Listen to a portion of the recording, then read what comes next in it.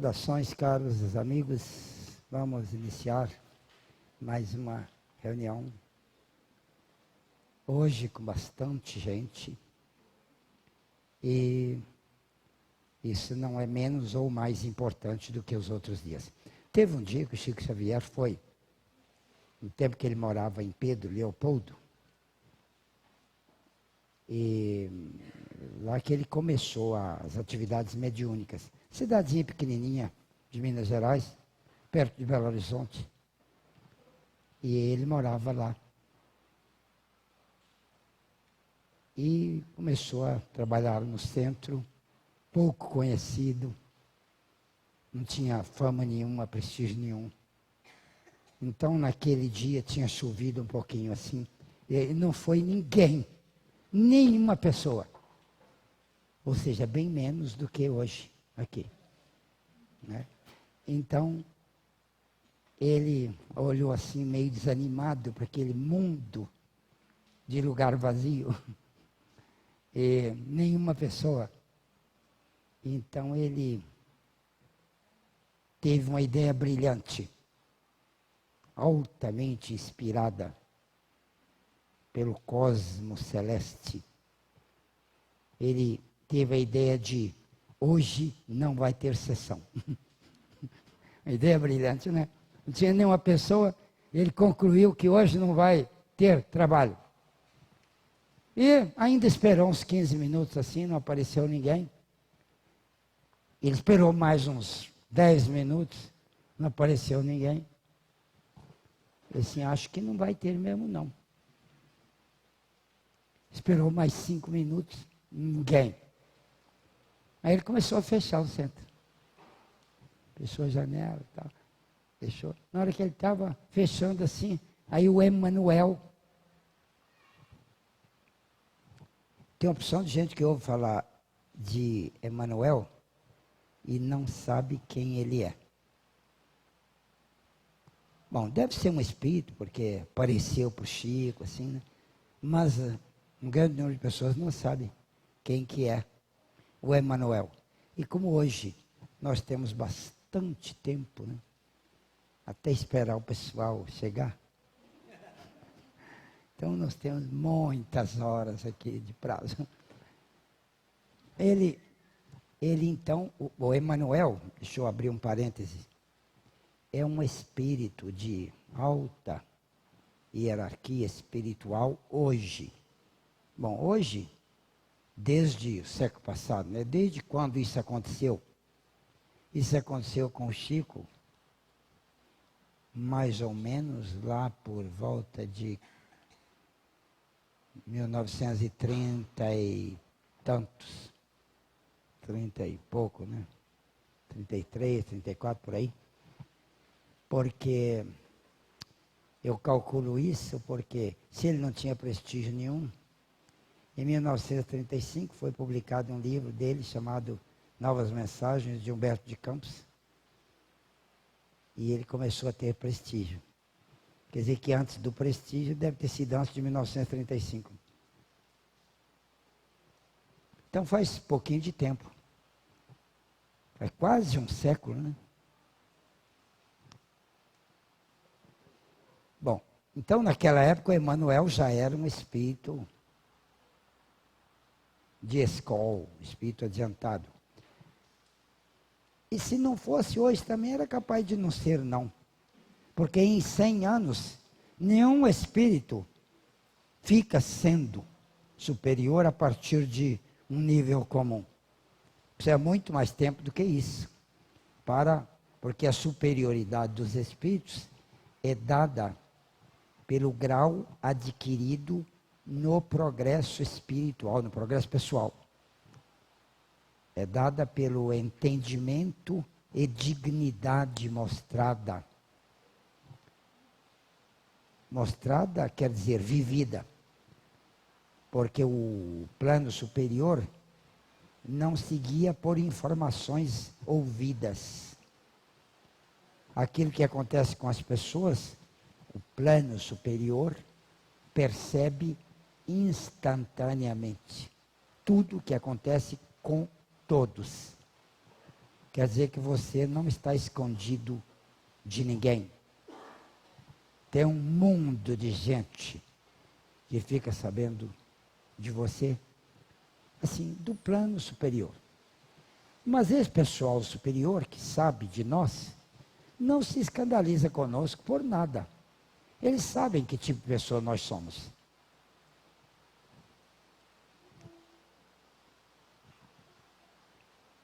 E esse plano superior, o Emmanuel não precisaria mostrar-se digno para o plano superior saber que ele era digno.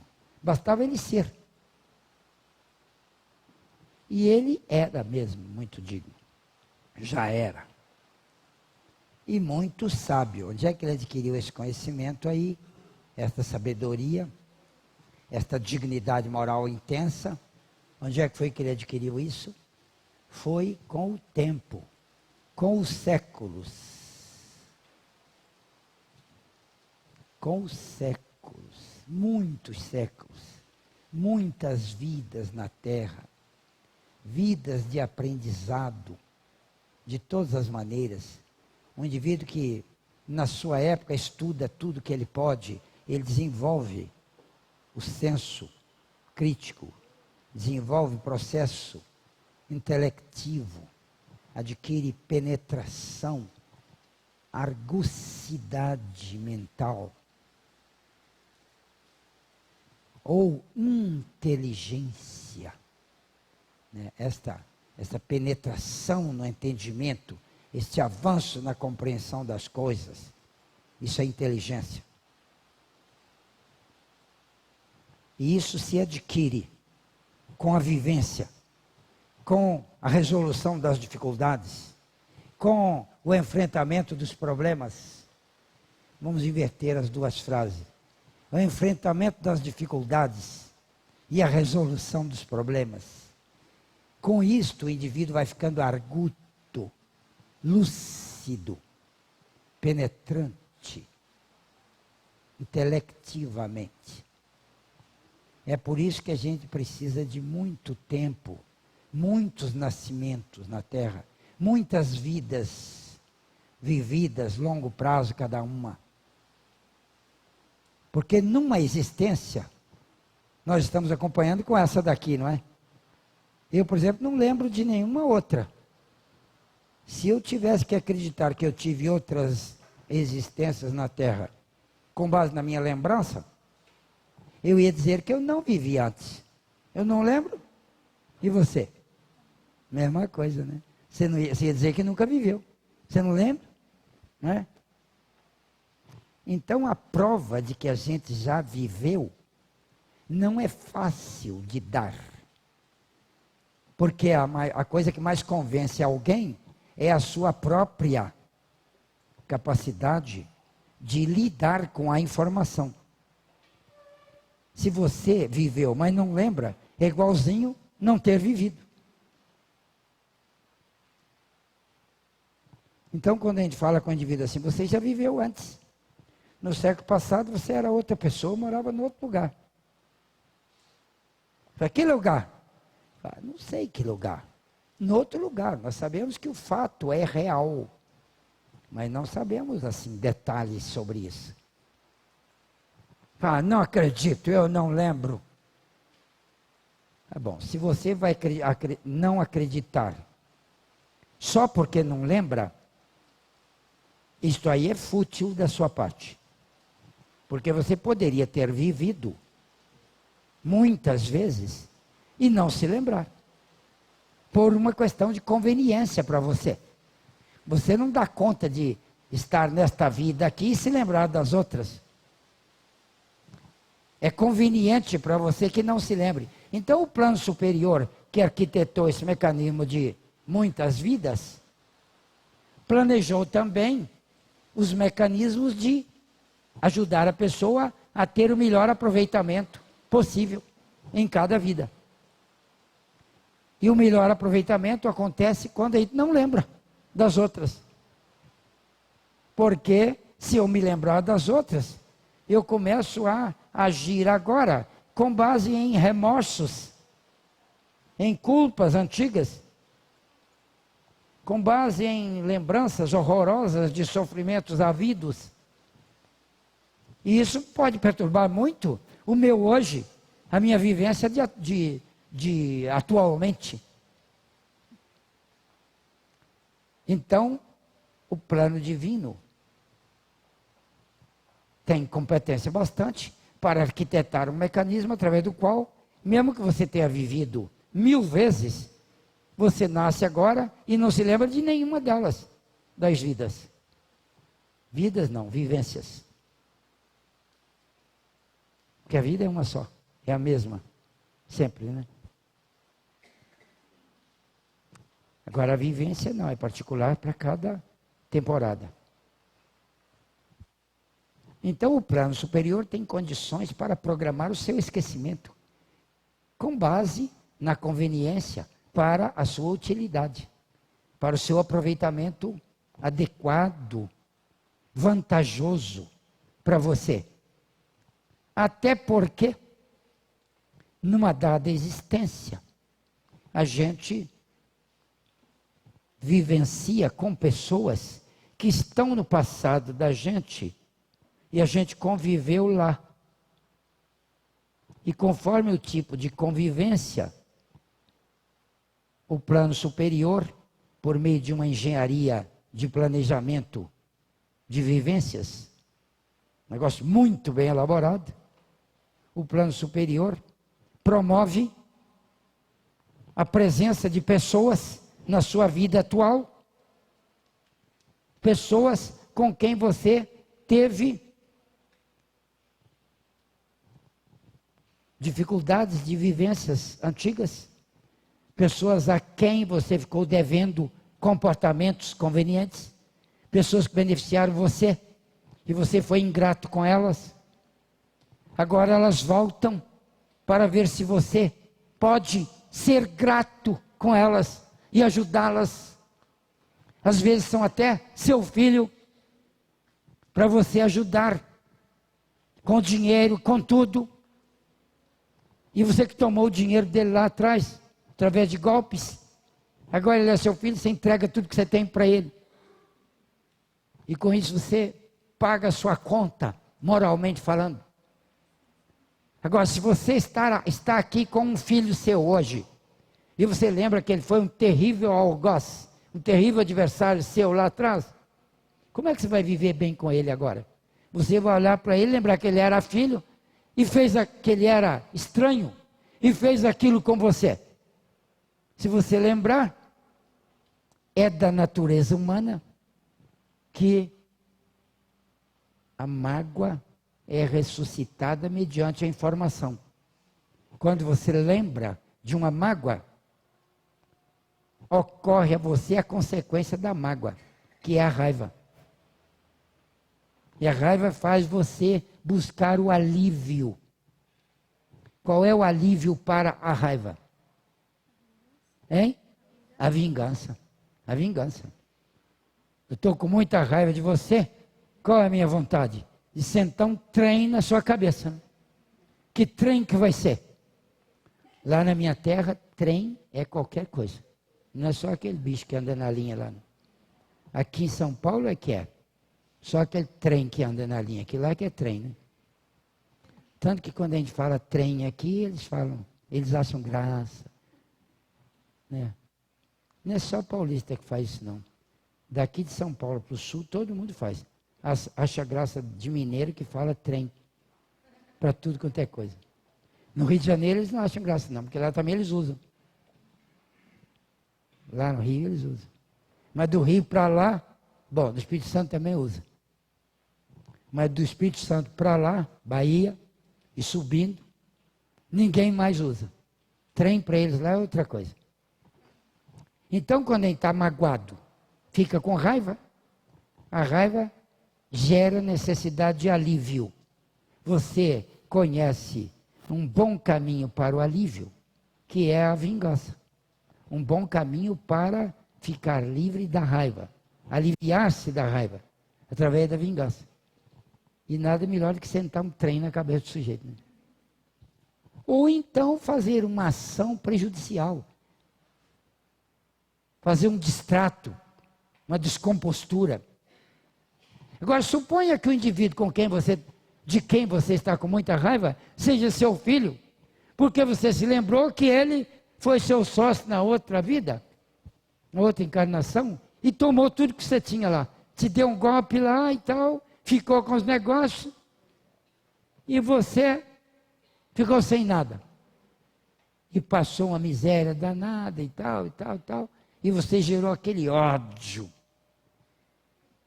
Aí a morte veio e levou a sua vivência. E você foi vivo para o além, levando a raiva. Não se encontrou facilmente com o sujeito que você queria pegar. Aí você voltou e nasceu. Daí um tempo a lei divina vem com ele e joga como seu filho. Se você não lembra, você vai fazer o que com esse filho? Você vai envolvê-lo no maior carinho. Ele faz umas coisas bobas. E você fala, mas meu filho é demais, olha só, que beleza. Não é assim que faz com o filho? Os troços bobos de tudo, o pai conta como se fosse uma coisa, né? Meu filho é tão esperto, que ele ontem chegou perto de mim e falou assim, papai. Aí você escuta e fala, como é que foi que ele falou? Papai. E você achou isso muito inteligente. Ele não está avaliando com a razão, está avaliando com a emoção. Porque ele ficou muito contente com aquilo. Logo, tem muito valor. E não sabendo que aquele cretino daquele filho ali era um adversário terrível lá de trás.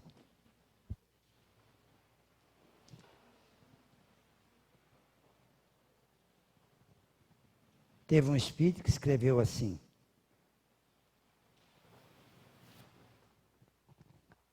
Só vou escrever uma letra para cada palavra.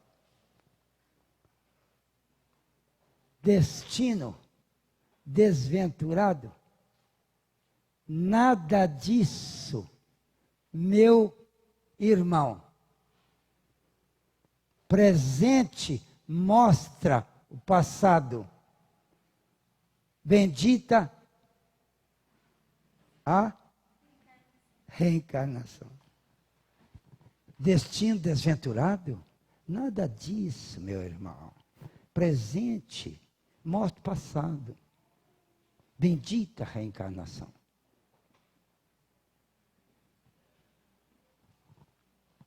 Então, tem um outro espírito que escreveu assim. Vamos brincar desse brinquedo outra vez? Só que agora não vou falar não, vou só botar a primeira letra.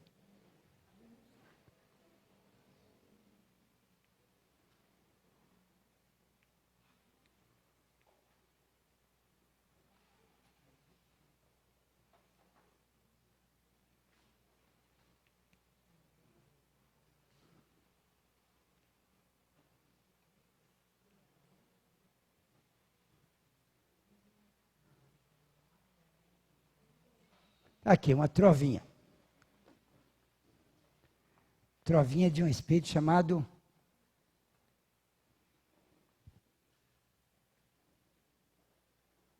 Cornélio Pires. Por ódio trocado, Antônia matou Lina do Lagarto. Hoje elas são mãe e filha, doentes no mesmo quarto. Ódio trocado. Uma matou a outra. Se a outra não matasse a uma matava a outra. Então, ódio trocado. Então, hoje, as duas são mãe e filha doentes. Bendita a reencarnação. A reencarnação está curando as duas. Com doença. A doença está curando o quê? Dessas duas. Hein? O ódio. O ódio, né? Doença. Se você vir uma mãe e filha doentes no mesmo quarto, muito possivelmente elas estão curando o ódio. Essa doença não pode sarar, enquanto o ódio não acabar. Quando a lei divina não quer que uma doença sare, e tem muito jeito de curar, não tem? Qual é o primeiro jeito clássico de curar os outros? Uma palavra. Remédio. Você não está errando nenhuma, Miriam. Remédio. O jeito mais clássico de curar os outros é com remédio. Não é? Qual é o segundo jeito menos clássico, mas que dá muito certo? Curar os outros. Hein?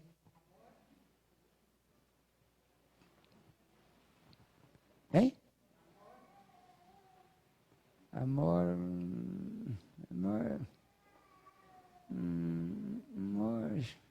acho que não vou. Vamos deixar o amor para depois. É um negócio, é uma coisa, não é? Oração. Oração faz parte do processo, mas vamos generalizar mais ainda do que a oração. Caridade é igual amor. Hein? Hein? Ouvir. Ouvir cura. Ouvir cura. Você está doente, eu vou ficar lá escutando você. Fala aí, onde que está doendo? Aí você me fala, aqui na perna. Eu falo, pronto, sarou. Já te ouvi. Então ouvir não é não. Solidariedade é igual caridade. Não é não. Bom, se um jeito de curar é remédio, qual que é o outro jeito? Para os espíritas, pelo menos. Como é que os espíritas curam? Com o quê? Não, prece ele falou. Os espíritos curam com o quê? Passe. Passe. É o outro remédio, né? Quer dizer, o jeito de curar. Passe, cura, pai. Cura. Todo mundo faz? Não, mas cura. Não é cura todo mundo ou qualquer coisa. Mas cura. Faz parte do ingrediente de cura, né? Então, como hoje tem muito recurso para a cura, tem remédio de tudo quanto é jeito, tem passe a transferência de energia, né?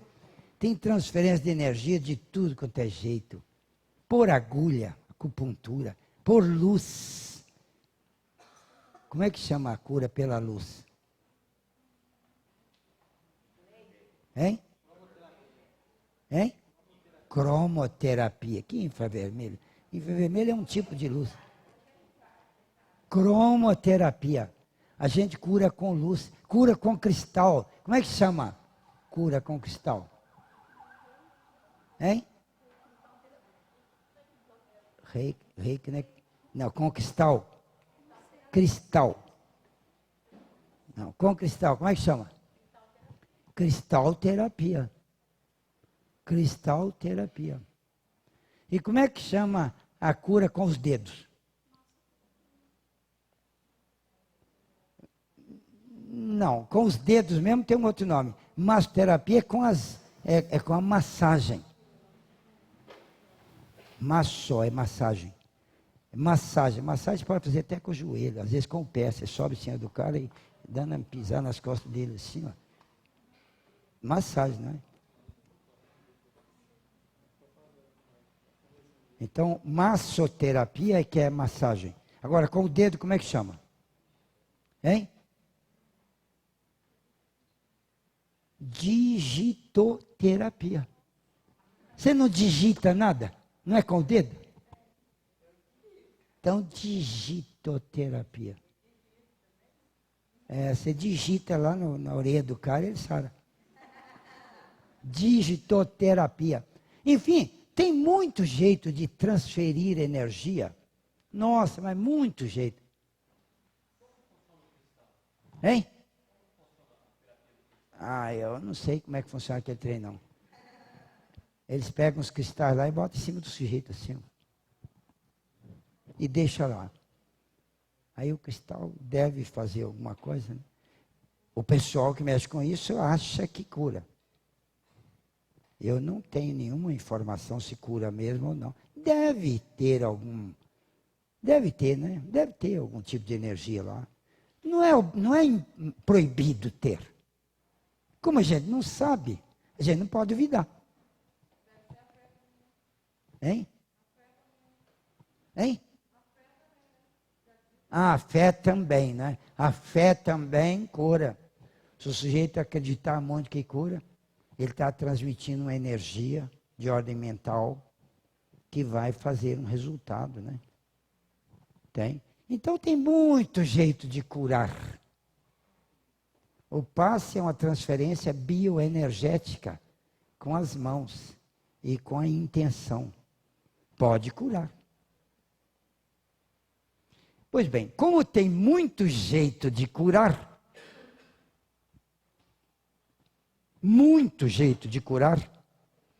e o sujeito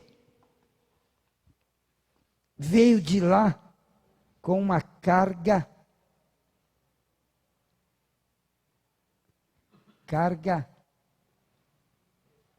energética arquivada, ruim. Ele veio de lá com uma carga ruim de energia arquivada. Porque ele fez coisa ruim lá para trás, a energia ficou nele. Então ele agora vai precisar de ficar doente a vida toda. Olha lá, a mulher, ódio trocado, matou a outra. Não é porque matou que vai passar pela encrenca, sabe? É porque tem a capacidade de matar. Mesmo não matando um cara ruim, ele vai penar lá para frente. Energia ruim não leva a nenhum resultado bom. Agora, quem é ruim acaba fazendo ruindade. Conforme o tamanho da ruindade, o outro lá morre. O que é ruim nele é a energia, essa que ele vai. Só que agora ele tem uma ação real praticada contra os outros com aquela energia ruim. Aí ele adquiriu um karma.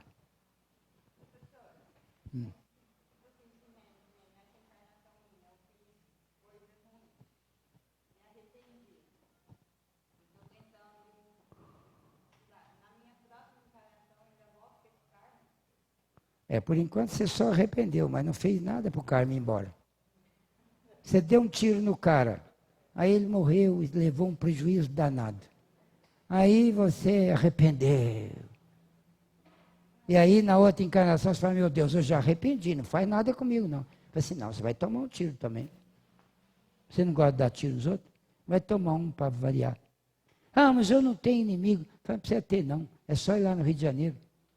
E andar lá naquelas ruas, vem uma bala perdida lá, pá! Aí você cai seca lá no chão.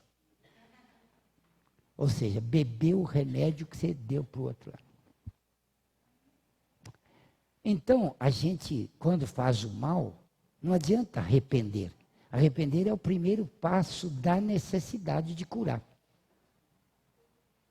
Mas agora você tem que compensar o sujeito lá. Para quem você prejudicou. Aí pergunta para Nosso Senhor lá, que ele te fala. Tem 1000 jeitos de fazer isso. A lei divina cuida. Às vezes a gente não sabe como, mas tem alguém que sabe. Fala, só se você fizer assim, assim, assim. Mas essa doença aí eu não quero. Então você fica com então você fica com o seu karma. Você não quer?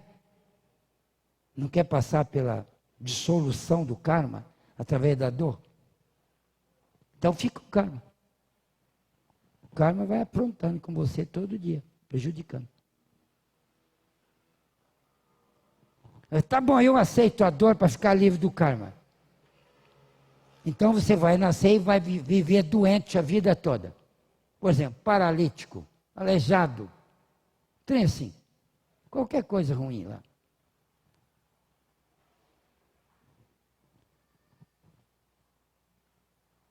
Aí alguém fala assim, ele vai ter que ficar doente a vida toda? Assim, vai. A vida toda não, só uns 50, 60 anos. Daí, se ele foi bem, a gente pode curar ele. É só ele morrer. Pronto. Ficou livre do karma. Se acabou o karma, né? Então, ele precisa de ter aqueles 50 anos de doença. Agora, bota ele lá na terra de hoje. Está assim de remédio curativo. Não está? E um desses remédios acaba acertando o cara e estraga tudo para ele, porque ele tinha que ficar doente. Não é? Ele veio para ficar doente, para curar o karma. Porque a doença é o remédio. Aí alguém vem e cura o sujeito. Estragou. A moral da história: não se deve curar ninguém, porque senão você estraga o karma dele. Com isso, aquilo que Jesus falou que a gente deve fazer todo o bem que a gente puder para os outros, fica errado. Com Jesus não erra. Tem um erro qualquer aí no raciocínio. Ou seja, nós temos que voltar lá atrás e corrigir a equação. Estão acompanhando? Estão acompanhando? Raciocínio? Então a lei divina, para evitar que o cara sare, mediante algum otário que chegou lá e não sabe de nada e mete a cara lá e vai curar o sujeito. A lei divina fala assim, eu preciso proteger esse sujeito contra a cura. Olha só. Antes do cara nascer, a lei divina fala assim, vamos, ali está lá o cara, né? Nasceu, é esse sujeito aí. Um helminto, como ninguém. Helminto. Ninguém sabe o que é isso, sabe? Muita gente sabe, mas não quer falar. Se não sabe, deixa para lá. Esse sujeito aí, até fiz aqui com a carinha de helminto mesmo, né? Bom, helminto quer dizer verme. Mas o homem não é verme, não. Pior um pouquinho. E verme não mata ninguém, nenhum amigo, nenhum irmão. E o homem mata, né?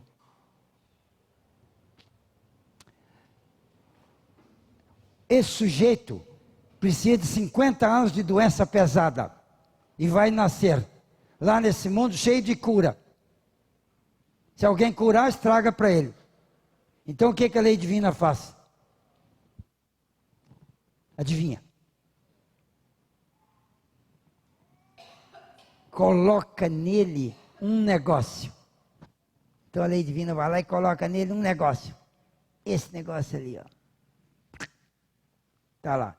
Impregna aquilo lá nele e nada pode tirar aquilo. Pronto. Que negócio é esse? O que é que você colocaria nele?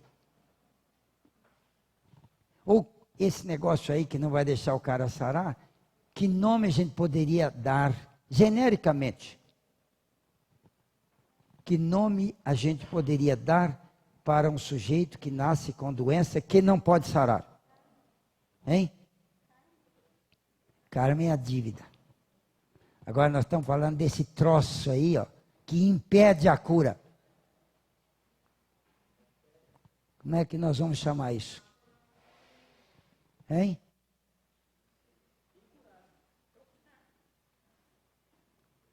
Que bom, vocês estão pensando. Se você estivesse em casa, você entrava no seu quarto, fechava a porta, escrevia um cartazinho lá dentro, voltava e pendurava na porta. Não entre gênio pensando. Você. Então, a lei divina coloca um negócio que eu nunca vi isso escrito em lugar nenhum. Sim, que nome que tem isso? Mas eu inventei um nome. Inventei não, tinei com o nome. Eu vou te falar, você também concorda, quer ver? Ó? É um bloqueio. Bloqueio. Me fala se não é esse nome, se não é adequado. É adequado? Bloqueio. Bloqueio da cura. Ele bloqueia a cura. Se vem a cura, bate no bloqueio e não sara. Pode tomar o remédio que quiser, pode fazer a cirurgia, pode fazer o que quiser, que o cara não sara. Vocês já viram falar de doença incurável? Já viram falar? Que os médicos pelejam com tudo e o cara não sara? E aí eles botam um rótulo nele, fala, esse trem não tem cura. Já viram falar nisso? Quando não tem cura? É claro que tem cura. É só alguém chegar e remover o bloqueio. Se remover o bloqueio, o corpo sara sozinho. Porque o corpo da gente foi feito para ser sadio. Se nada perturbar, ele é sadio. A regra do ser humano é saúde. Só não tem saúde quem entrou num tipo qualquer de acidente. Ou comeu errado, ou não comeu, ou não dormiu, ou se cansou, ou pegou uma bactéria, ou teve uma trombada. Qualquer acidente, interno ou externo. Aí a saúde fica perturbada. Isso chama doença. A doença é um distúrbio da saúde. Que o remédio pode recuperar. Quase todos os remédios oficiais removem o distúrbio. Por exemplo, doença bacteriana, você toma um antibiótico e o antibiótico não cura você. Como é que o antibiótico consegue fazer para a gente sarar? Todo mundo sabe que o antibiótico faz a gente sarar. Mas como é que ele cura? Alguém já pensou nisso? Não? Tirando algum médico que tem aqui, ou biólogo, né, que tem estudado isso. Como é que um antibiótico cura? Se atacar é bactéria. Antibiótico não ataca vírus. Eu sei, mas só estou dando informação lateral. Nenhum vírus é atacável por remédio nenhum. Olha só. Vírus não é atacável. Quer dizer que quando é virótico, tem que esperar o organismo dar um jeito nele. Já viram médico falar isso? Gripe. Gripe é vírus. Não pula não, não salta não. Você já está lá adiante. Espera aí, segura aí. Estou cá atrás ainda. Né? Todo vírus não é atacável. Agora, bactéria é. Porque bactéria é muito diferente de vírus. Vírus não é um ser vivo. Já viram falar isso? Não? Vírus não é um ser vivo. É um troço estranho. Porque ele se reproduz. E só se reproduz em célula viva. Mas ele não é vivo. Que desgraçado ele é. Ele é um mineral. É um mineral que se reproduz na célula viva. Quer dizer, é um troço miserável. Veio das trevas, estranho, né? Veio de lá, das trevas que fizeram vírus para cá. Então nada ataca o raio do vírus.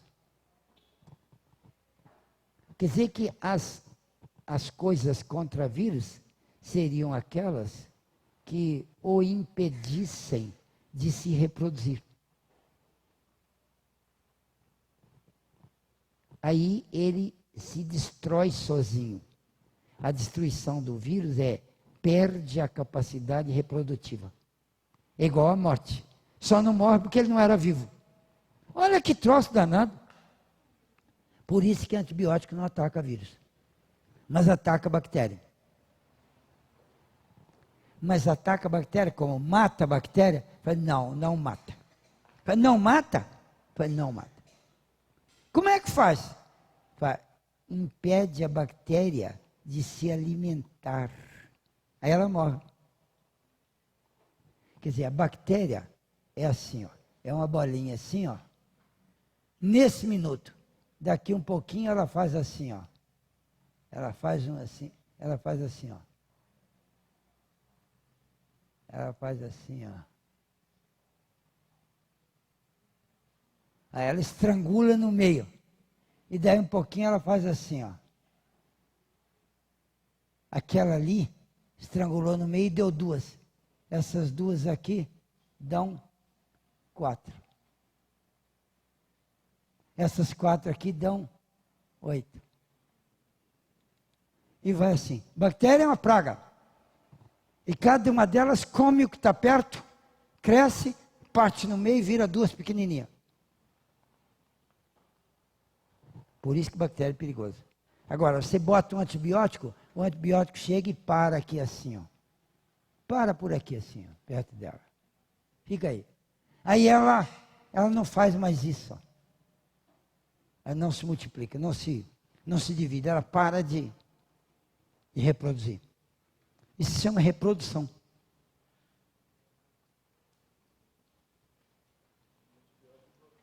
O antibiótico impede a bactéria de reproduzir-se. Não mata também não. Mas ela é viva. Bactéria é ser vivo. É uma célula viva. Célula atípica, né? Porque ela não tem núcleo, não tem nada. Mas é um ser vivo. Vegetal ainda. Vegetal. Sabe até que reino que é? Vegetal. E o vírus é mineral. Voltando ao ponto lá. O sujeito não pode sarar e está com a doença. E essa doença é a cura da encrenca moral que ele tem. Ou do débito dele lá. Então ele precisa da doença. Aí Deus coloca um bloqueio de cura nele. Você pode fazer o que você quiser que ele não vai sarar. Aí o sujeito vem ao centro. E fala assim, teve um sujeito que chegou aqui e falou para mim desse jeito. Sentou aqui, eu conversei com ele. Ele falou assim, vocês mexem com espírito aí? Aí eu falei, nós mexe. Ele disse, mexe com o espírito? Eu falei, mexe.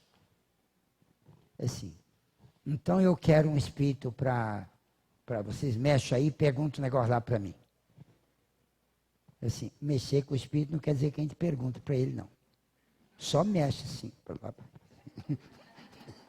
Foi o que ele perguntou. Não, mas eu não falei isso, não. Isso aí seria gozação, né? Isso é brincadeirinha. Aí você, o que é que você quer? Assim, é que eu perdi um parente e estou muito triste, estou com saudade do parente. Então, já que vocês mexem com o espírito, traz meu parente lá que eu quero conversar com ele. E agora, como é que eu vou falar para ele? Porque se eu falar qualquer coisa com ele, ele vai falar assim, então vocês não mexem com o espírito. Para que você falou que mexe, já que vocês não mexem?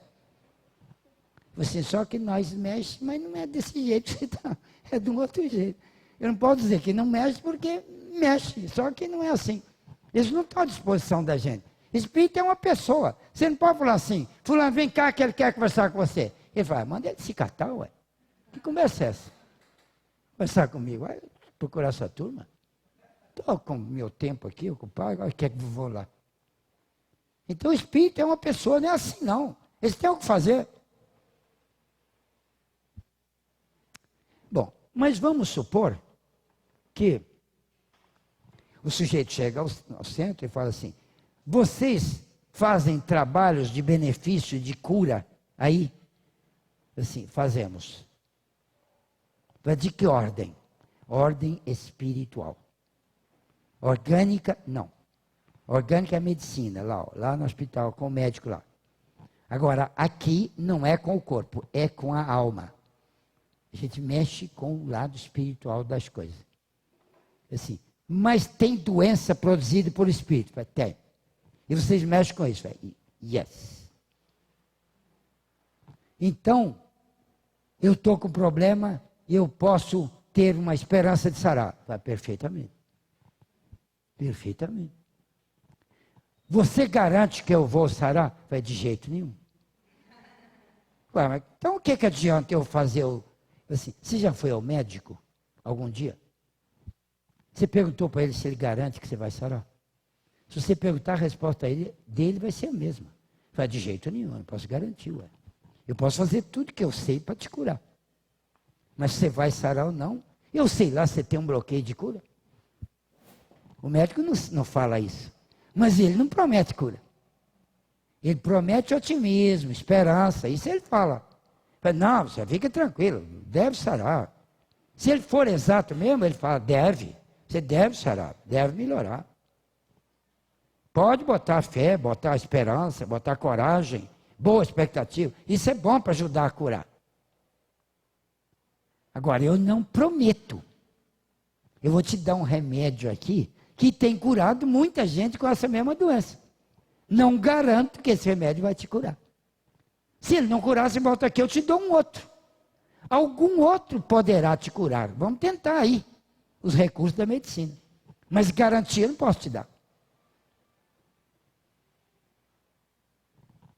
É isso que médico teria que falar. Só que ele não fala isso para ninguém, porque também ninguém pergunta se ele garante. Você algum dia já perguntou para o médico se ele garante? O senhor está me cobrando caro aqui. O senhor garante que eu vou sarar? Não pode perguntar isso para ele. Ele vai te dar o remédio com toda a boa vontade, com uma boa expectativa de te ajudar, mas ele não pode garantir. Então, nós também não podemos garantir. Eu falo assim, olha, se você fizer as causas direitinho, que antagonizam a sua doença, você vai sarar.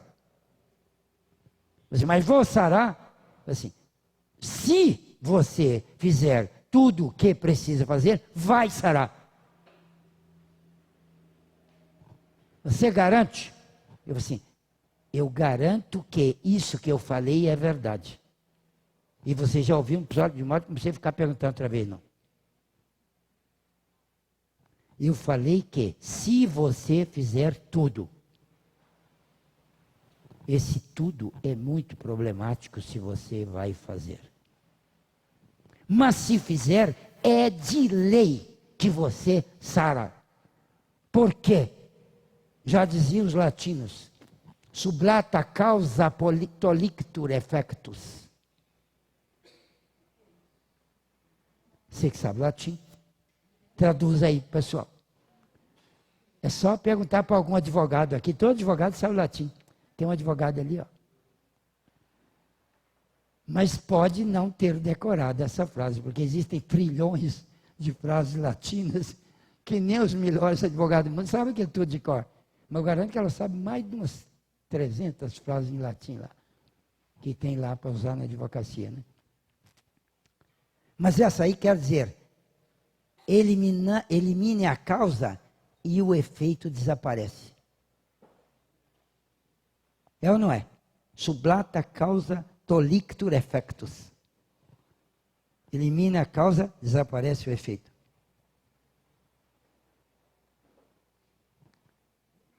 Então, isto é usado como lei.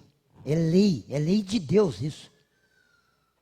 Se você está com a pedra no sapato, vai lá, tira a pedra e pisa no chão, aquele incômodo desapareceu, porque eliminou a causa, desapareceu o efeito. Isto é lei. Você está doente, faz tudo que precisa fazer, você sara. Agora, o problema é se você vai fazer tudo que precisa. Assim, eu prometo que eu vou fazer tudo o que precisa. Então aí eu não preciso te prometer nada. Você já sabe a regra. Você faz tudo o que precisa, é de lei que você sara. Assim, se eu tiver um bloqueio, assim, vamos fazer tudo o que precisa. Uma das coisas é remover o bloqueio. Não é? Porque tem uma porção de remédio aqui que cura o corpo doente. Mas se você tem um bloqueio contra a cura, a gente pode dar o remédio à vontade, que a doença não some. Mas se você remover o bloqueio, a doença some. E você sara. Assim, então o negócio é remover o bloqueio.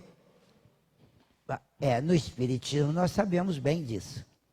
Todo mundo que chega, a gente não imagina que ele tem um bloqueio, mas imagina que ele pode ter um bloqueio contra a cura. Se ele tiver um bloqueio, a gente pode espernear que ele não sabe. Porque a doença dele já é a cura daquilo que ele precisa. E aquele bloqueio lá foi a lei divina que colocou para protegê-lo, a fim de que ele não sarasse, posto que ele precisava ficar doente a vida toda. Agora, esse negócio de doença vale também para pobreza. O cara nasceu para ficar pobre. Se ele ganhar na loteria, ele dura máximo um ano com o dinheiro. Ele aplica daqui, aplica de lá, aplica de banco, aplica no fim aplicou no banco, o banco quebrou, o dinheiro dele some em um ano. Ele volta para pobre outra vez. Ele tinha um bloqueio contra a riqueza. Mas tem gente que vem com bloqueio contra a riqueza e fala, está cheio de gente aí, que dá um duro danado, não sai da pindaíba nunca. Tem ou não tem? E bloqueio contra facilidade de serviço. Abusou de facilidade de serviço, vem agora com a tremenda dificuldade de serviço. O sujeito não encontra serviço.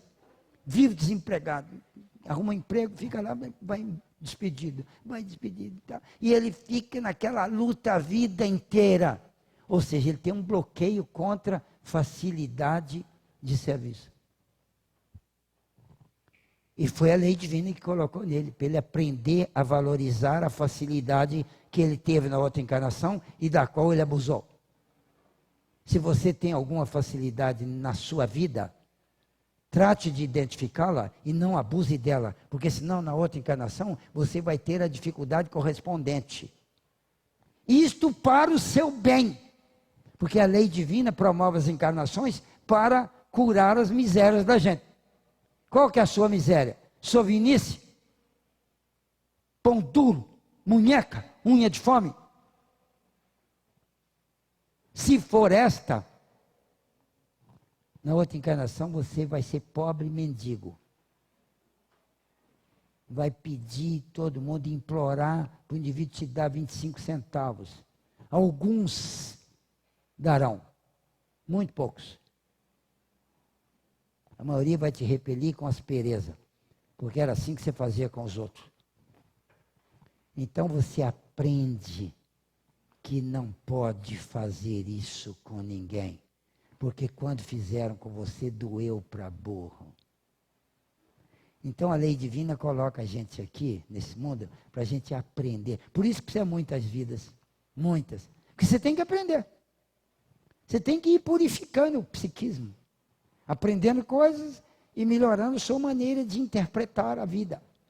Se você não fizer isso, você não cresce. O crescimento que você vai fazer tem que ser por esforço seu. Inevitável, ininterrupto. Esforço incansável. Fazer a vida toda. Então, se você está numa vida, qualquer que seja, razoavelmente difícil, se você pensar nesse tipo de raciocínio, que todo mundo tem algum tipo de bloqueio. Sabe quantos bloqueios eu já contei em mim, nessa vida aqui? Há mais de 10. Em mim, que eu já contei. Bloqueios quer dizer insuficiências. Coisa que eu tentei e não dava certo. Parei. O último que eu tentei foi tentar escrever nesse negócio do WhatsApp aí. Tem um bloqueio ali insuperável. Eu pelejo para escrever naquilo lá e vou devagarinho. Na hora que eu esteja, errei 3 letras. Como é que o pessoal faz e acerta essas letras? E eu estou aqui devagarinho, tentando, olhando lá o alfabeto lá. Gasto quase meia hora para escrever uma frase, corrigindo 5, 6 erros. Finalmente eu escrevi a frase. Aí deu um trabalho danado, a frase tem 4, 5 palavras. Aí eu mando. Aí você me manda uma pergunta desse tamanho. Fala, vai para o inferno que eu vou responder esse trem aí.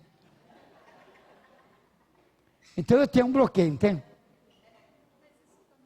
Não fala que eu tenho, não. Se você falar que eu tenho, você está me ofendendo.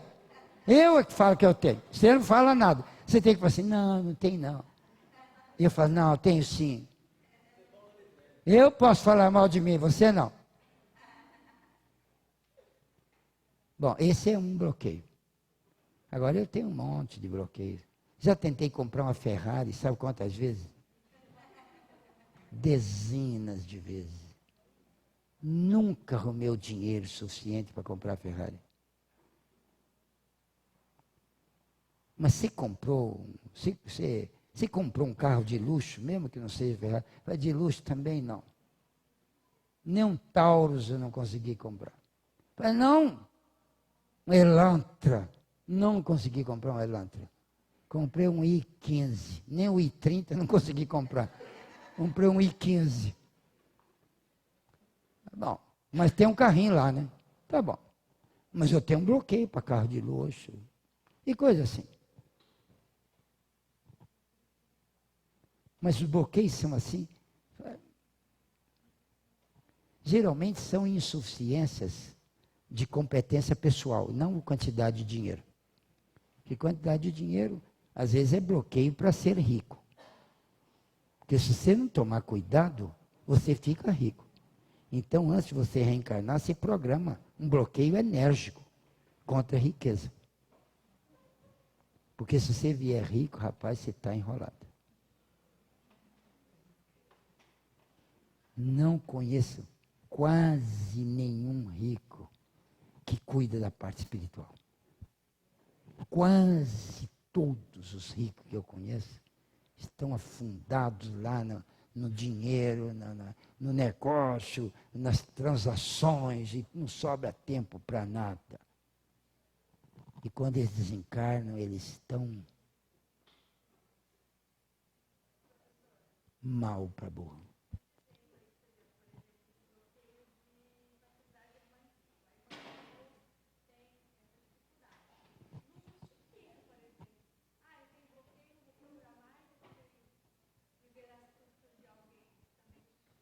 Não. Se ela fizer isso, ela afunda mais ainda.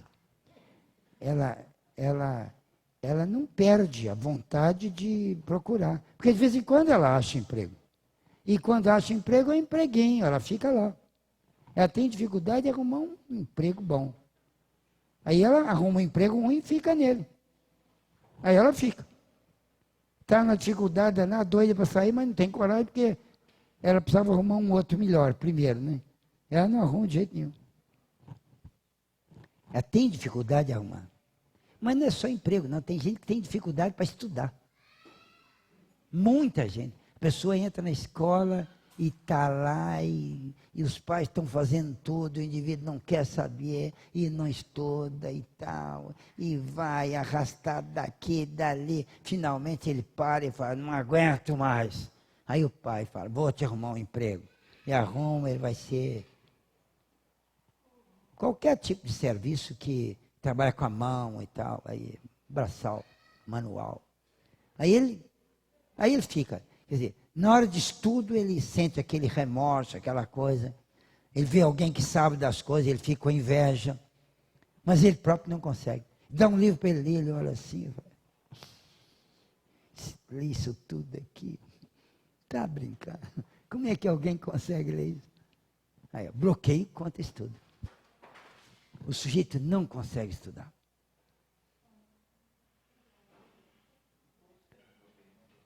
Todos têm bloqueios. Eu sou um dos mais bloqueados sujeitos que eu conheço. Hein?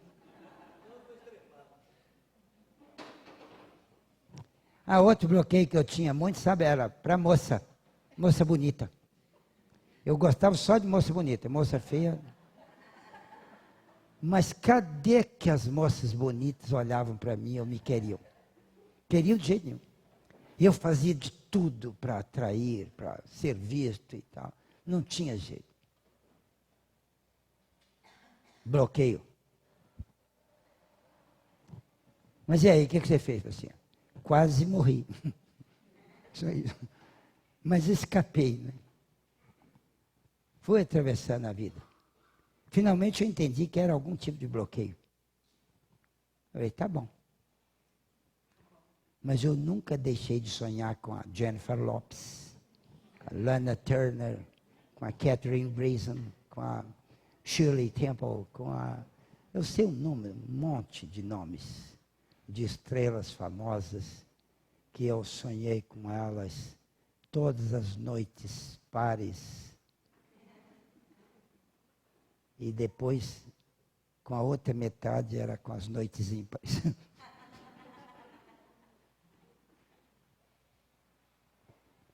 Mas aí eu descobri que quase todo mundo tem esse problema. Quase todo mundo não tem quem quer. E aquilo que tem, não quer. Chegou uma época que eu tirei umas conclusões. Acho que o nosso tempo já foi. Tem que parar. Chegou uma época que eu tirei umas conclusões. A gente não nasceu aqui nesse mundo para ter todas as realizações. Mas a conclusão que eu tirei foi sobre casamento. Eu cheguei à conclusão que o casamento era uma instituição falida. Porque quase todas as pessoas que estavam casadas há muito tempo tinham grande dificuldade de querer continuar casadas. Elas podiam até ficar casadas, mas lá dentro delas, elas queriam uma outra coisa. E eu fiquei estudando esse assunto durante um tempo, para refletir por que isso, porque a lei divina não erra. Ora, o casamento é a melhor instituição que tem, porque é a instituição mais garantida, mais adequada e mais conveniente para a elaboração de uma família e criação de filhos. Então, como é que os ancestrais da família podem viver tão mal assim? Posto que eles querem viver bem. Houve uma época que eles eram apaixonados, eram interessadíssimos um pelo outro. E o que aconteceu? Aconteceu que as pessoas não sabem conduzir a convivência. Isso é o que eu concluí com os anos. A convivência é o grande denominador da infelicidade. Porque o sujeito... Agora, por que a convivência não funciona? É porque as pessoas não aprenderam a colocar em prática ações que facilitem a convivência. Estudando esse assunto, eu descobri que existem 5 providências essenciais que as pessoas precisavam tomar. Se elas fizerem isto, a convivência dá certo. Qualquer convivência dá certo. Mas precisa das duas fazerem. Porque se uma só faz, a outra não faz, aquela que fez e não recebeu, começa a se sentir vitimada. E dentro dela, por uma naturalidade de psiquismo, ela começa a se sentir magoada. Toda mágoa gera raiva.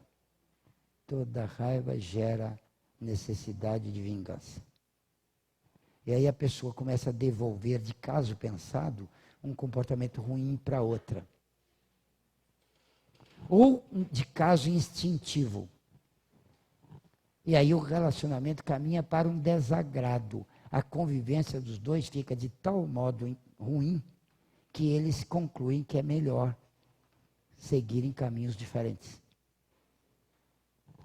Porque eles não souberam aplicar as noções fundamentais da convivência adequada. A primeira delas é o respeito. A gente não respeita as pessoas. Respeitar é não fazer nada que aborreça ou desagrade. E a gente não faz isso. A gente faz muita coisa que aborrece. E muita coisa que desagrada. E às vezes, quando a gente está fazendo uma coisa que desagrada o outro pede para a gente não fazer aquilo, a gente se irrita dele estar pedindo aquilo para a gente. E a gente não para de fazer a coisa que desagrada o outro. E a gente faz até instintiva, sem querer você faz. Para você não desagradar, você precisava prestar uma atenção enorme. Por exemplo, a pessoa que a gente gosta muito, a gente presta uma atenção danada. Mas não mora com ela. Encontra com ela de vez em quando. Aí você presta uma atenção danada e não desagrada. Aí a pessoa gosta de você. Porque você só agrada. Quem é que não tem afeto para o agrado? Todo agrado gera afeto. E todo desagrado destrói um afeto que já foi formado antes. Então, a gente agrada, gera afeto. A pessoa gosta da gente. A gente vai agradando, a pessoa vai gostando. Pode ver que quando uma pessoa agrada a gente, eventualmente, depois faz pouco caso, depois um agradinho aí social, depois, você gosta de fulano? Não gosto muito não, eu aguento ele ou ela. Mas é assim que é, ué. É da natureza humana. Você não gosta daquela pessoa. A pessoa não te agrada. Então não gerou afeto. Afeto é consequência de agrado. Agora, a capacidade de agradar pode ser aperfeiçoada. A pessoa agrada bem, agrada melhor, envolve daqui, envolve dali e tal. E o agrado vai colocando a outra pessoa intensamente favorável a esta pessoa. Porque vai gerando muitos afetos. Os casamentos que suportaram razoavelmente são aqueles em que os desagrados não conseguiram destruir todos os afetos formados. Aí, esse casamento sustenta. Porque o indivíduo tem umas queixas naturais para fazer, que são decorrentes dos desagrados, mas tem uma série de noções favoráveis do outro, consequente aos agrados.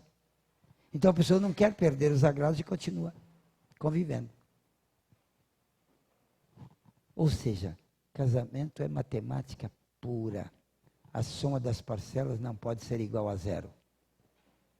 Se for, o casamento acabou. E depois que o casamento acaba, não adianta ficar perto. Jesus falou assim, não separeis o que Deus juntou. E a turma usou isso para dizer que casamento não pode separar. Não é verdade. O que Jesus falou é que não deixe o casamento acabar. Porque se ele acabar, não adianta ficar perto. Melhor separar. O casamento acabou, cai fora. Porque se ficar junto é pior. Gera antagonismo crescente.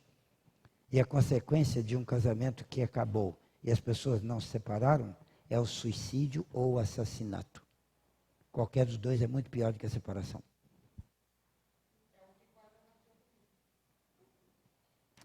Nós todos nesse mundo estamos na mesma pauta.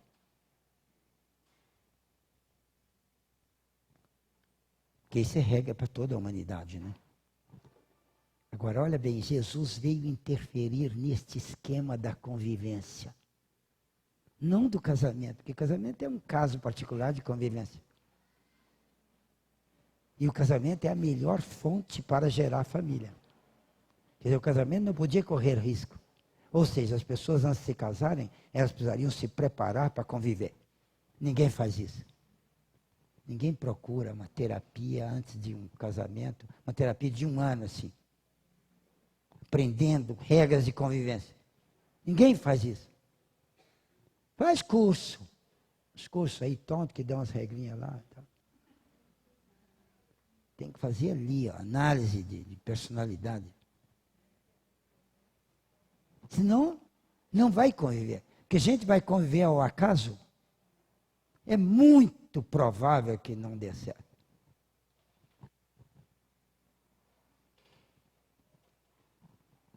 Mas a humanidade tem solução. Nós estamos caminhando para melhorar a convivência. Pode ver que a pregação espírita é todinha em cima da convivência. Olha o que eu faço aqui toda segunda-feira, divulgando convivência. Porque foi isso que Jesus divulgou. Eu não posso sair disso. Jesus não saiu disso. Jesus só ensinou o comportamento o tempo todo. E a gente tem que estudar os comportamentos e lembrar que Jesus falou aquilo de algum jeito. documenta e dá dignidade moral à informação, ao conceito. Você precisa melhorar o seu modo de lidar com as pessoas com quem você convive. Isso é regra para todo mundo. Fala, mas eu vivo bem, pai. Precisa melhorar muito quando vive bem. E quando vive mal? Aí precisa melhorar tudo. Mas quem vive bem precisa melhorar muito. Agora, mais para frente, quando os espíritos vão se avolumando na dignidade moral, eles passam a ter alta capacidade de convivência. Esses espíritos mais adiantados convivem numa boa. Não desentendem nunca. Nunca. Ah, fulano ama fulana, por isso é que eles vivem bem. Fala, besteira. Esse negócio de amor é o resultado de convivência boa. Quando convive bem, a gente ama qualquer um. A gente ama a pessoa que a gente convive bem com ela. Só isso. Convive bem, você ama. E se convive muito bem, vai amando cada vez mais. E o episódio sexual, onde entra nisso aí? Fala, não mistura energia sexual não, que bagunça o coreto. O negócio do amor não tem nada a ver com sexo. Nada a ver. Então era preciso amar primeiro, porque o sexo é instintivo. A energia sexual é fugaz. É tênue, é frágil e desaparece com o tempo. Precisa ter o amor para garantir a boa convivência. Não case sem amor. A maioria casa por interesse sexual. Pode ver, homem é o mais atrasado de todos os seres vivos adiantados desse mundo, né? Porque o homem tem interesse físico pela mulher. De longe o sujeito sabe, aquela lá me interessa, olha lá, o corpão que ela tem. Interesse físico. Este é fugaz. Agora, convive com a pessoa. Veja como é que ela é e tal. Se vocês se relacionarem razoavelmente, dá para sustentar casamento. Mas se aprendessem a teoria do agrado e do afeto, aí o casamento podia ser, a convivência poderia ser muito boa. Muito boa. Mas como é que Deus faz para ensinar para a gente convivência? Bota as pessoas juntas e deixa quebrar o pau. Aí o pessoal está quebrando o pau, mas está todo mundo aprendendo. Num prazo aí de 1000 anos, você pega aí 100 famílias durante 1000 anos. Depois de 1000 anos, elas estão muito mais competentes para conviver. Porque elas quebraram o pau aí umas 10 encarnações. Se 1000 não dá, bota 10.000 anos. Depois de 10.000 anos, vamos ver como é que está. Agora, se estudar para descobrir a técnica da conveniência pelo agrado versus afeto, aí você pode pegar um atalho na convivência boa. Não precisa esperar tritar até quebrar as arestas. Durante 10, 15 mil anos de convivência, para quebrar as arestas. Então Jesus ensinou um caminho ótimo de viver bem. Através da boa convivência. Foi isso que ele ensinou. Então não tem nada de religião nisso. Tem de técnica, de interface social. É só isso que tem. O Evangelho é um código de tecnicalidade moral.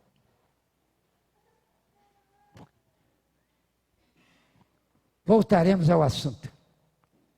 Por hoje eu preciso desejar um Feliz Natal para vocês. Vou desejar ainda. Eu não quero isso aqui não.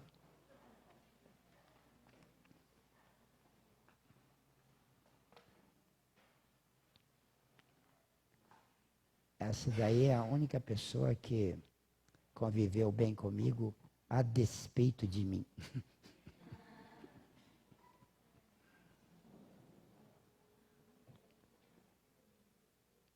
Mas eu quero desejar a vocês um Feliz Natal, sabe? E o Feliz Natal que vocês vão ter não depende de mim. Então eu não vou desejar que vocês tenham isso. Eu vou desejar que vocês saibam construir isso. E só vou desejar. Porque um Feliz Natal equivale a você ter uma competência de conviver bem. E nós todos somos frágeis nesse negócio. A gente tem que partir do suposto que eu admito que sou frágil. Porque se eu pensar que eu sou bom nisso, eu quebro o pau aí e percebo. Então você pode fazer um propósito nesse Natal, sabe? Uma decisão. Você pode fazer um voto. Nesse Natal, daqui para frente, até o dia 31, eu vou fazer a experiência de tratar as pessoas só bem. É uma experiência que eu vou fazer. Tratar só bem. Quer dizer, sorrir mais, adoçar a voz, tratar com cordialidade na voz e procurar pronunciar palavras de agrado. Se eu fizer isso da agora até o dia 31, eu vou notar que isso funciona. Daí eu posso botar isso em prática no ano novo, com a decisão de não perder de vista este ideal. Aí eu estarei tomando um atalho para uma vida melhor, consequente ao meu esforço. Porque de graça você não vai ter isso não. Se fosse para você ter de graça, Jesus já tinha te dado isso. Ah, Senhor Jesus, me dê muito amor. Ah, filho, você quer muito amor? Eu quero. Por quê? Porque eu hoje não tenho amor. Eu sou grosseiro, egoísta, interesseiro, impaciente, incompreensivo, malcriado, respondão, pessimista, desagradável, agressivo. Eu ofendo com facilidade, me irrito, sou intolerante.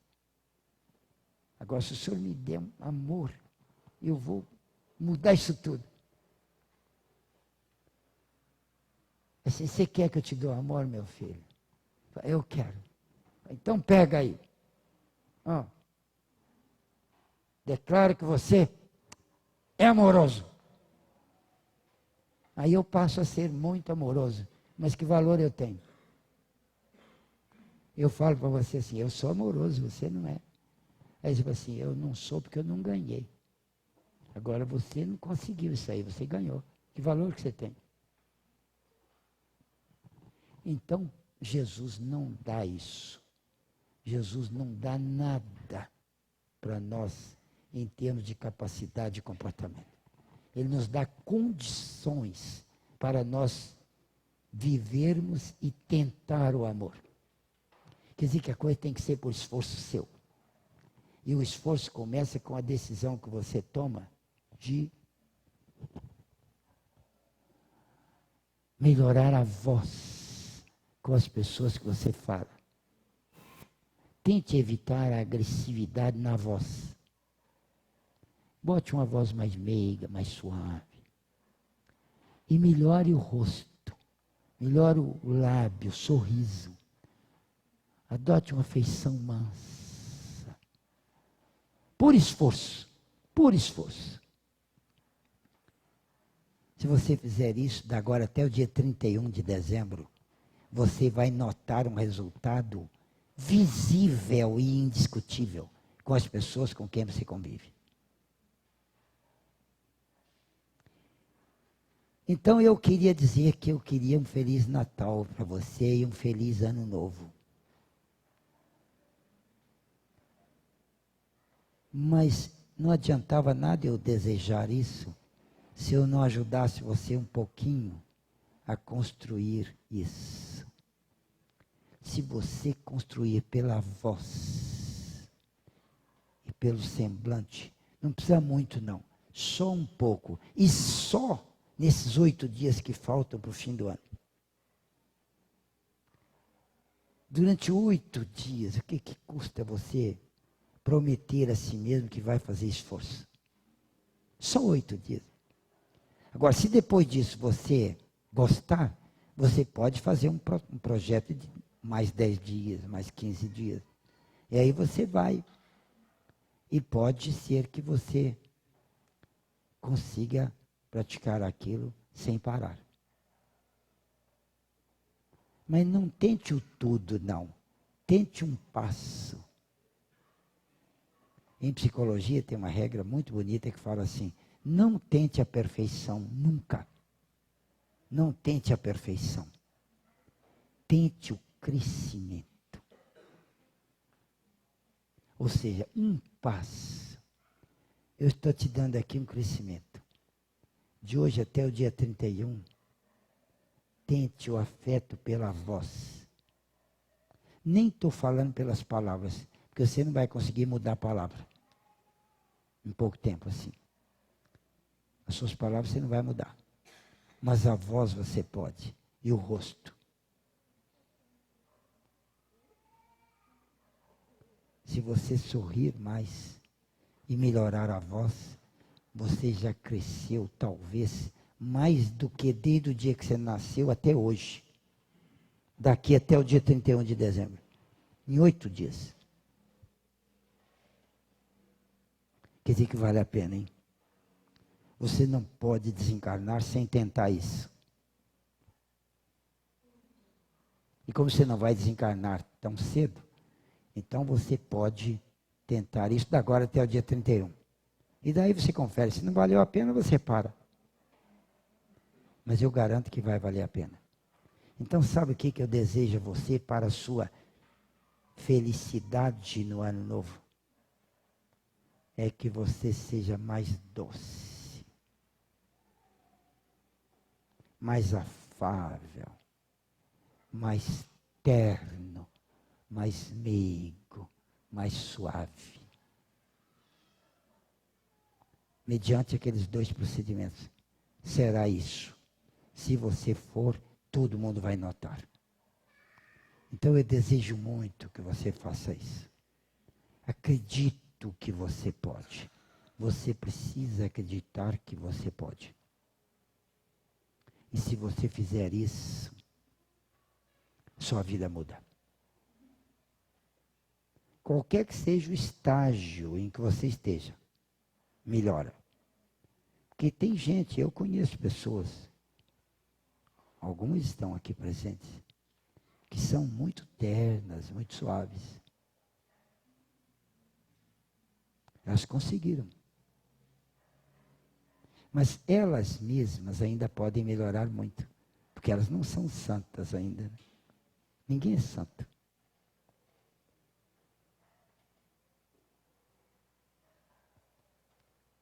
Então eu estou muito agradecido de vocês terem vindo aqui hoje, numa semana de interesse familiar, onde quase todo mundo fica em casa para cuidar do que precisa. Mas não pense que o Natal é depois da manhã, hein? Não pense que o Natal é uma noite onde a gente finge que... E chega lá e come uma porção de comidas gostosas e acha que isso foi o Natal. Está longe de ser. Natal é o seu renascimento, na sua modificação. Jesus veio para que você mudasse. Se você não mudar, que Natal você está fazendo? Mas eu preciso mudar? Para todo mundo precisa.